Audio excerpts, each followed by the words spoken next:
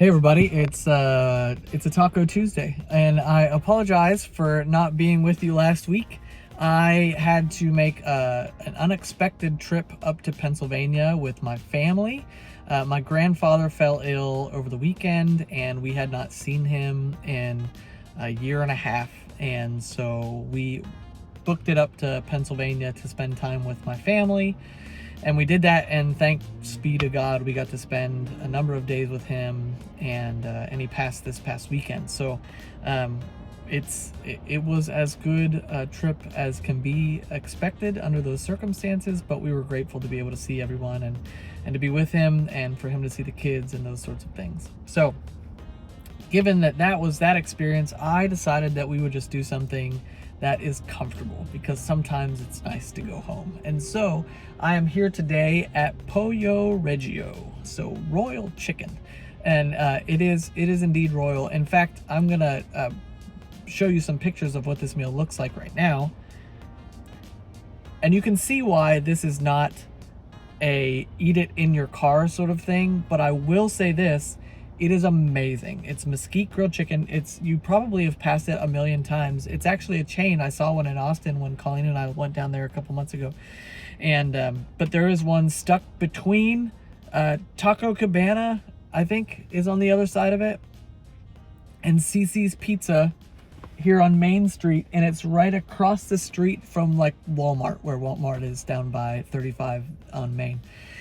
So here we are. It's delightful, and they give you all the fixins, and you sort of make it yourself, and it's so good. It's so good. There was a place in Pittsburgh that I was obsessed with, called Pollo, or what, Chicken Latina is what it was called, and it was like Peruvian baked chicken, and it was also just unreal. And it came with this green sauce that they made in-house, that if I could bottle it and take it everywhere with me and put it on all of my food, I probably would. It was so good.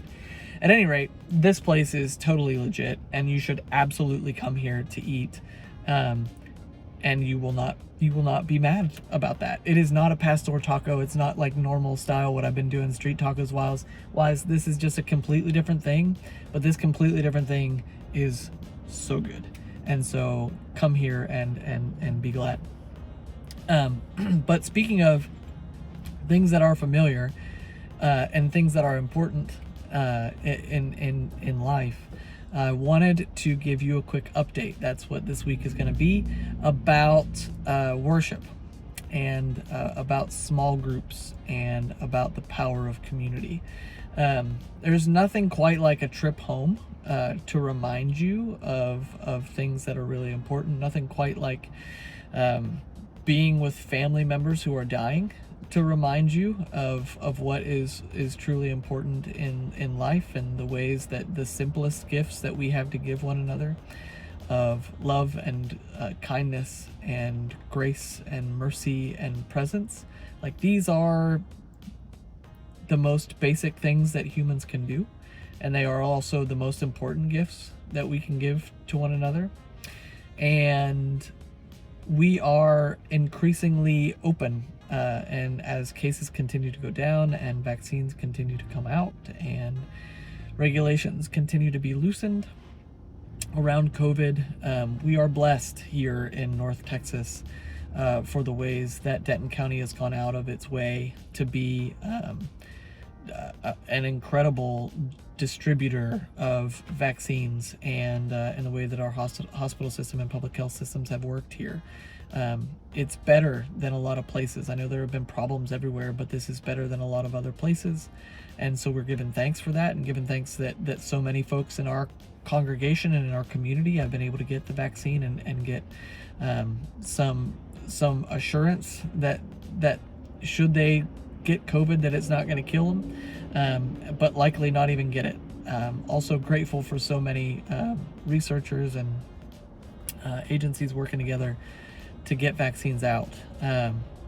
But we are moving now into phase 2 of reopening, and that means a couple of things, all of which are exciting. We have now more space for reservations. You'll see that link come out tomorrow.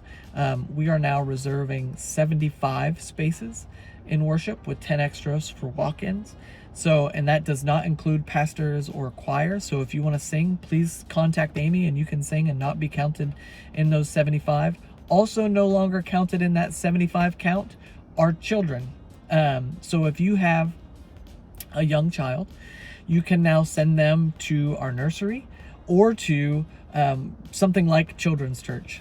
Miss Christie, who you will have seen if you've not ever met her in person, you will have seen her on our YouTube page and on our Facebook page. She's been doing virtual children's Sunday school for us throughout the pandemic, and we're so grateful to her for the many ways that she serves our church and our community. But she has agreed to take care of the kiddos in worship during this time so that children don't have to count against our number. And so what we're going to do for the time being is that kids are going to go straight back either to the nursery, or also there's a second room very near to the nursery where children's church is going to happen. So for our younger people who would be going to Godly Play, they'll now go there for the summer until we change that, really. So if you are a parent of a young child, you can feel comfortable coming to worship and sending your kids back there. All of our workers and volunteers in the nursery will be vaccinated. So if that is a concern for you, know that they are there for you to care for your children in a safe environment, and that you don't have to worry about workers bringing coronavirus into the situation. So also that we will remain masked in the sanctuary, but we will be singing. And so that is exciting for me. Group singing has always been a beautiful thing in my life, and so I hope that you will also enjoy that. Even if you aren't a singer, I hope you enjoy the experience of being in a group of people who are worshiping together. There's something beautiful about that. Also, I would encourage you to keep a lookout for small groups. We are the leaders of our new small group ministry are meeting this week, and we'll have more to share about that in the week to come. And we hope that you'll consider being a part of one of those, because if we learn anything in life, it's that we need one another, and that none of us are an island, and that the best way that we can be encouraged and challenged in our relationships and in our growth in faith and in love, that is by putting ourselves in the way of other people. To be in relationship with them in that way. So grace and peace to you, friends. If you have questions, please do reach out about those. As far as worship is concerned, we are happy to listen and to field those questions. And we're really looking forward to being with you in worship this Sunday. Grace and peace to you, and we'll catch you next time.